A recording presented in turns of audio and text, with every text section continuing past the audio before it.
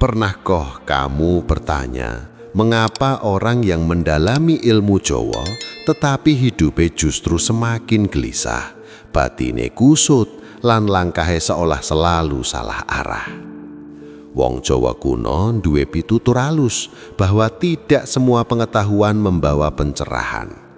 Ono ilmu sing yen salah laku, salah niat, lan salah arah justru bisa menyesatkan rasa lan ngrusak keseimbangan urip. Ilmu Jawa bukan sekedar kumpulan mantra, laku tirakat, atau simbol-simbol kuno yang terlihat sakral. Ia adalah jalan sunyi yang menuntut kedewasaan batin. Masalahnya banyak orang masuk ke pintu ilmu Jawa dengan rasa ingin kuasa, ingin dilindungi, ingin lebih unggul dari sesama. Disinilah bahaya itu bermula.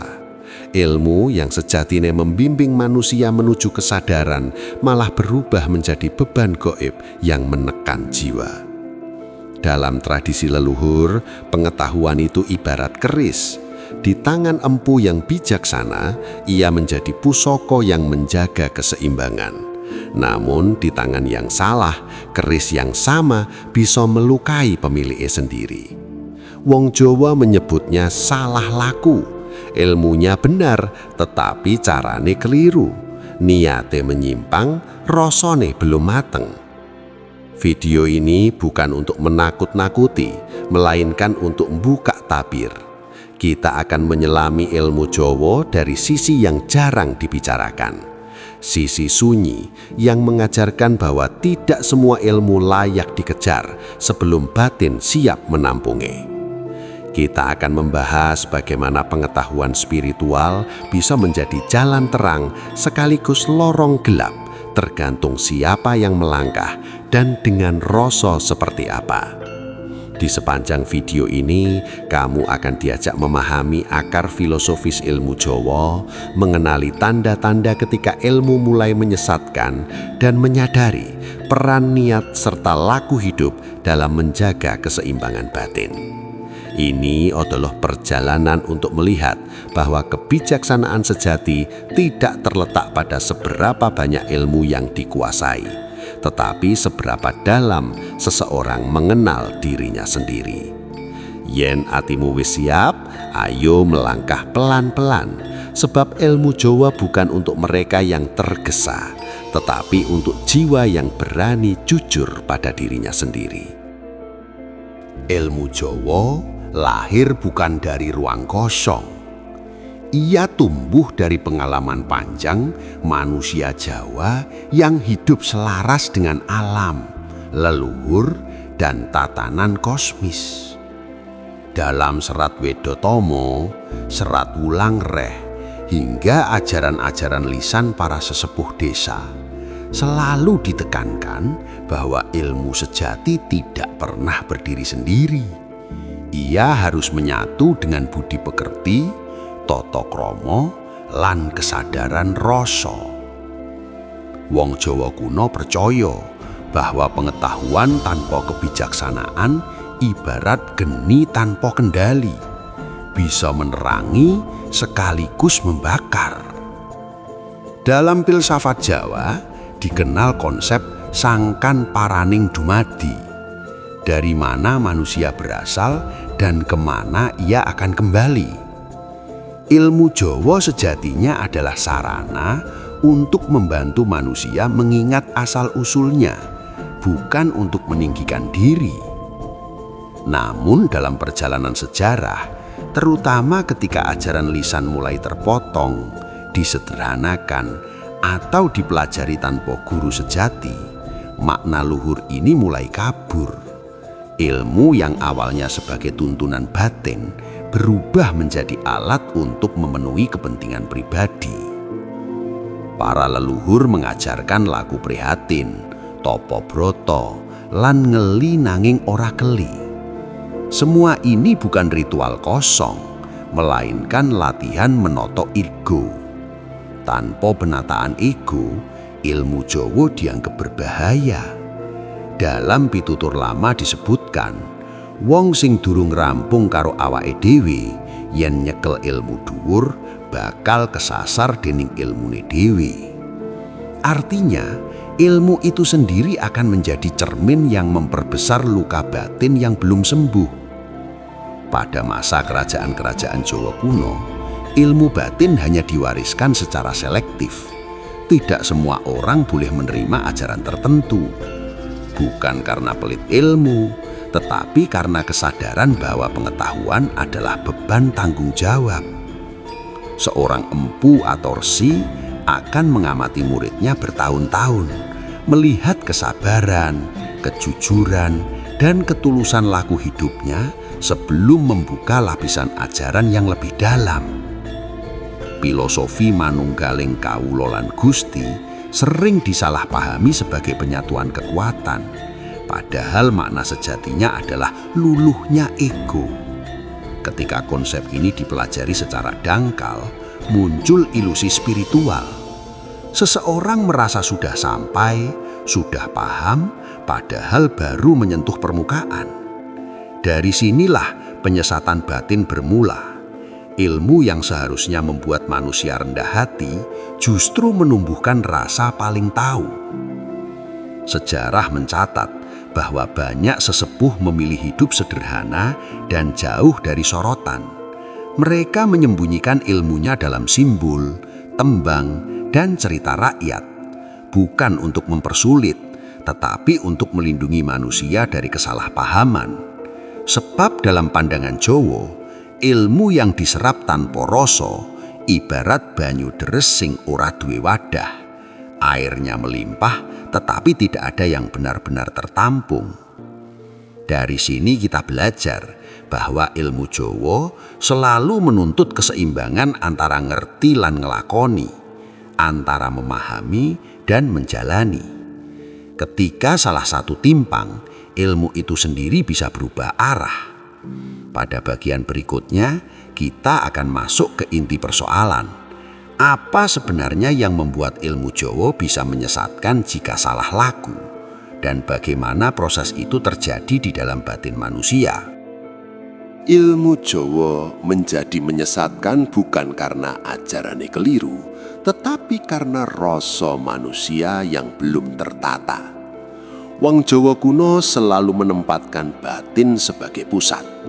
Segala ilmu, mantra, dan laku tirakat hanyalah sarana. Namun ketika sarana dianggap sebagai tujuan, disitulah kesesatan mulai tumbuh pelan-pelan tanpa disadari. Bayangkan batin manusia seperti wadah air. Jika wadah itu retak oleh ambisi, iri, atau rasa ingin diakui, maka sebersih apapun air yang dituangkan, ia akan tetap bocor. Ilmu Jawa bekerja dengan cara yang sama. Ia memperbesar apa yang sudah ada di dalam diri. Jika yang tumbuh adalah kesabaran dan keheningan, maka ilmu akan membawa keteduhan. Tetapi jika yang dominan adalah ego dan keinginan berkuasa, ilmu justru akan mempertebal kegelapan batin. Salah satu kesalahan paling umum adalah mempelajari ilmu Jawa untuk tujuan instan. Ingin cepat sakti, ingin kebal, ingin disegani, atau ingin dilindungi secara gaib tanpa membenahi laku hidup. Leluhur menyebut kondisi ini minangka nguber kasekten nangin ninggal budi. Kekuatan dikejar, tetapi kebijaksanaan ditinggalkan. Dalam keadaan seperti ini, seseorang mudah terjebak pada ilusi spiritual. Ia merasa lebih tinggi dari orang lain karena memiliki pengetahuan rahasia, padahal batinnya justru semakin sempit. Ilmu Jawa juga sangat erat dengan konsep keseimbangan alam. Setiap laku memiliki konsekuensi, setiap niat meninggalkan jejak. Ketika seseorang melakukan tirakat atau ritual tanpa memahami makna dan tanggung jawabnya, ia seperti membuka pintu tanpa tahu apa yang akan masuk. Bukan berarti selalu makhluk halus, tetapi konflik batin yang belum selesai bisa muncul ke permukaan dengan lebih keras. Mimpi gelisah, emosi tak terkendali hingga rasa terasing dari kehidupan sehari-hari seringkali muncul sebagai tanda bahwa ilmu dijalani tanpa landasan rasa yang matang. Ada pula kesalahan dalam memahami simbol. Ilmu Jawa penuh dengan perlambang. Gunung, laut, malam, api, dan angin bukan sekedar elemen fisik, melainkan kondisi batin. Ketika simbol-simbol ini dipahami secara harfiah dan dangkal, seseorang bisa tersesat dalam ritualisme. Ia sibuk melakukan laku lahiriah, tetapi lupa menyucikan niat dan pikiran. Wong Jawa bilang, rame ing gawe, sepi ing pamrih. Jika pamrih justru semakin ramai, maka ilmunya sudah keluar jalur. Dalam tahap ini, penyesatan tidak selalu terasa sebagai sesuatu yang buruk, justru sering terasa menyenangkan. Ada rasa istimewa, rasa berbeda, dan rasa memiliki akses pada dunia yang tidak dimiliki orang lain. Inilah jebakan paling halus. Ego bersembunyi di balik simbol spiritual. Seseorang merasa sedang mendaki gunung kesadaran, padahal ia hanya berputar di kaki gunung yang sama. Bagian pertama ini mengajarkan satu hal penting. Ilmu Jawa bukan soal apa yang kamu kuasai, tetapi siapa dirimu ketika ilmu itu bekerja. Pada bagian berikutnya, kita akan masuk lebih dalam ke lapisan yang lebih sunyi.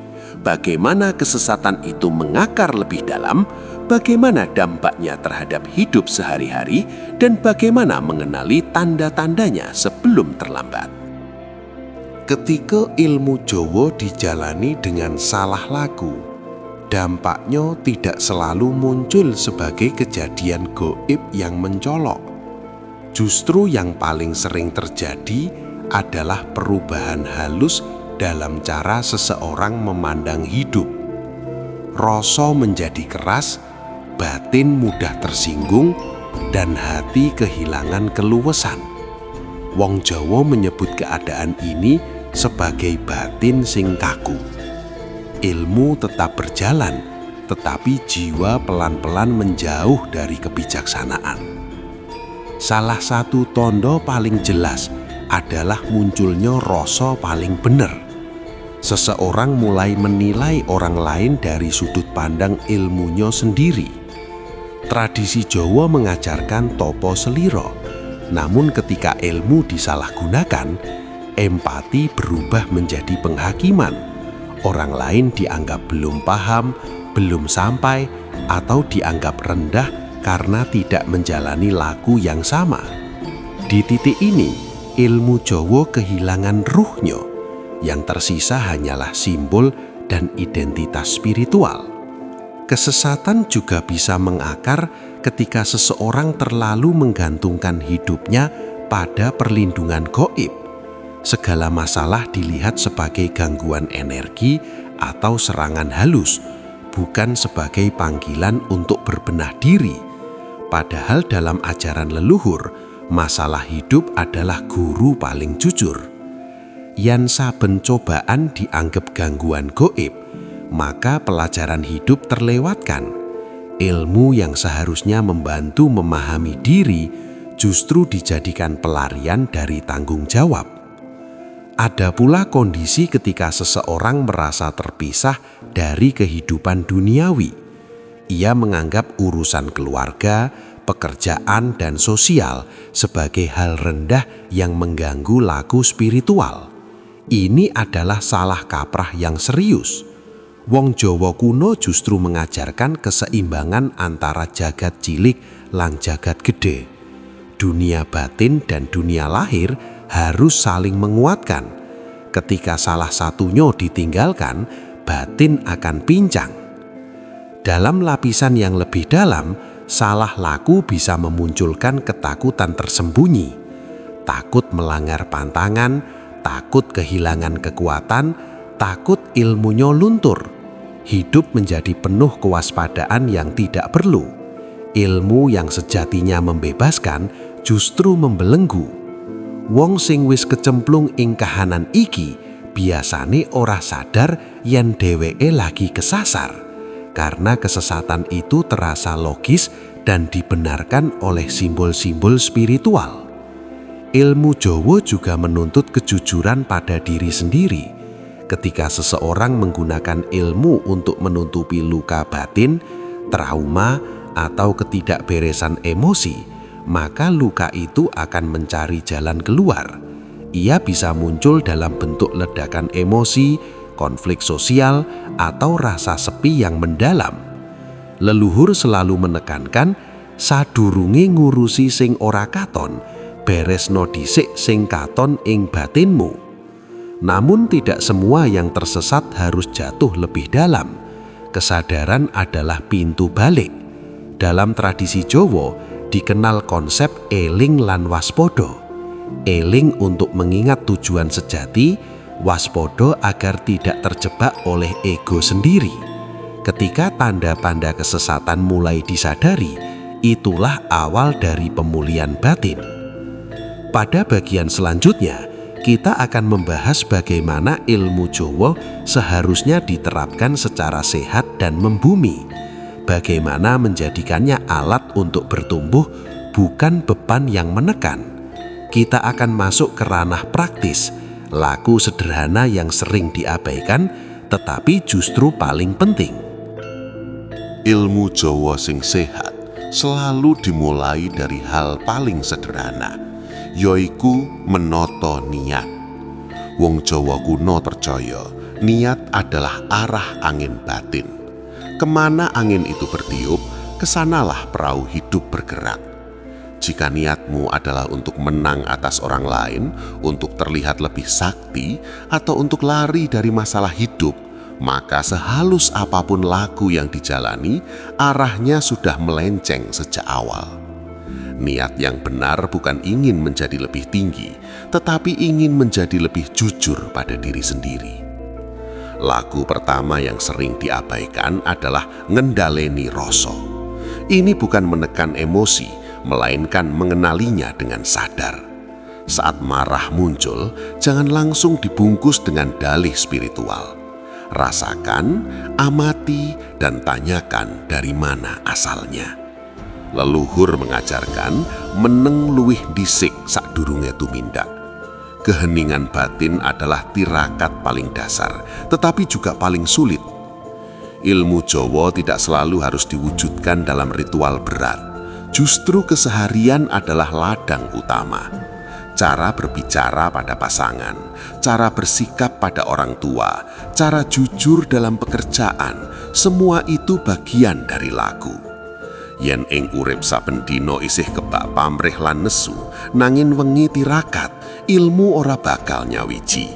Ya ngodo hanya keterpisahan antara laku lahir dan batin. Bagi yang sudah terlanjur merasa gelisah setelah menjalani laku tertentu, langkah paling bijak adalah berhenti sejenak. Dalam tradisi Jawa, berhenti bukan berarti mundur, tetapi menata ulang arah. Kembali ke hal-hal membumi seperti bekerja dengan tulus, membantu tanpa pamrih, dan merawat hubungan sosial. Ini bukan penurunan spiritual, melainkan proses penyeimbangan. Salah satu kunci penting adalah memiliki guru batin, bukan hanya guru lahir. Guru batin itu hadir sebagai kejujuran nurani. Jika suatu laku membuatmu semakin sombong, semakin takut, atau semakin menjauh dari sesama, itu tanda untuk waspada.